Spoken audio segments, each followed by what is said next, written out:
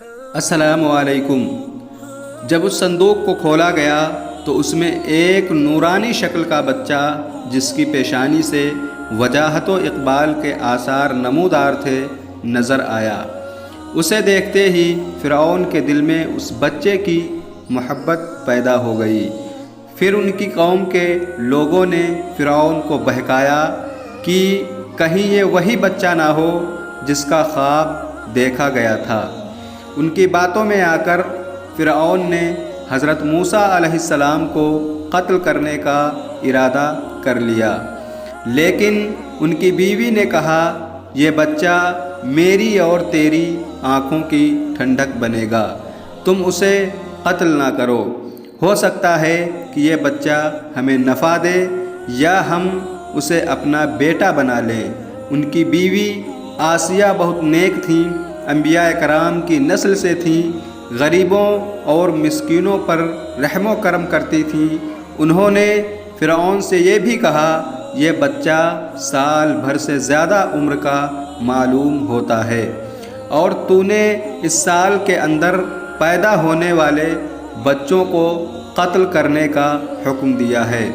اس کے علاوہ معلوم نہیں یہ بچہ دریا میں کس سرزمین سے آیا ہے۔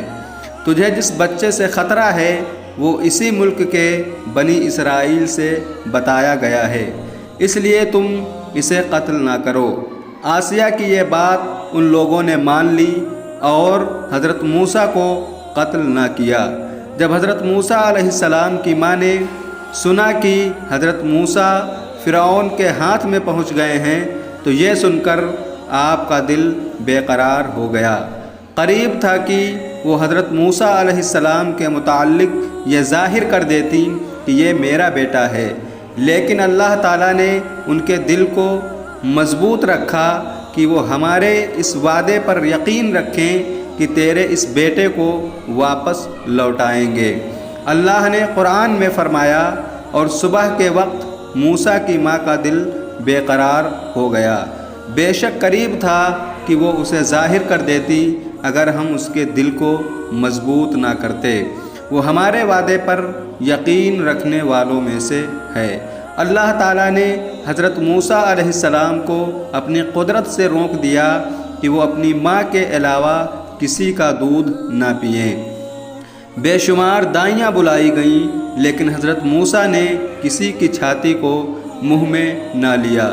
اس سے ان لوگوں کو بہت فکر ہوئی کہیں سے کوئی ایسی دائی ملے جس کا دودھ آپ پی لیں۔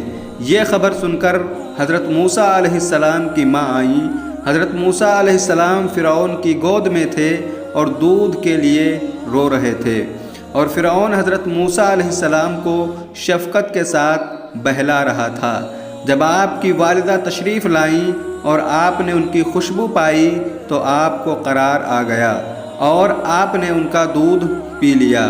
فرعون نے کہا تم اس بچے کی کیا لگتی ہو کہ اس نے تیرے سوا کسی کا دودھ نہ پیا؟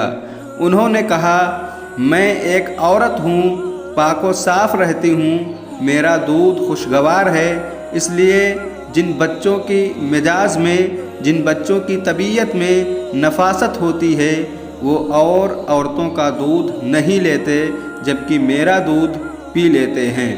فرعون نے بچہ انہیں دیا اور دودھ پلانے پر انہیں مقرر کر کے بچے کو اپنے گھر لے جانے کی اجازت دی۔ آپ حضرت موسیٰ علیہ السلام کو اپنے مکان پر لے آئیں۔ اللہ تعالیٰ کا وعدہ پورا ہوا اور انہیں پورا اطمینان ہو گیا کہ یہ بچہ ضرور نبی بنے گا۔ حضرت موسیٰ علیہ السلام اپنی والدہ کے پاس دودھ پینے کے زمانے تک رہے اور اس عرصے میں فرعون انہیں ایک اشرفی روز دیتا رہا۔ دودھ چھوڑنے کے بعد والدہ حضرت موسیٰ علیہ السلام کو فرعون کے پاس لے آئیں اور اس کے بعد آپ وہاں پرورش پاتے رہے۔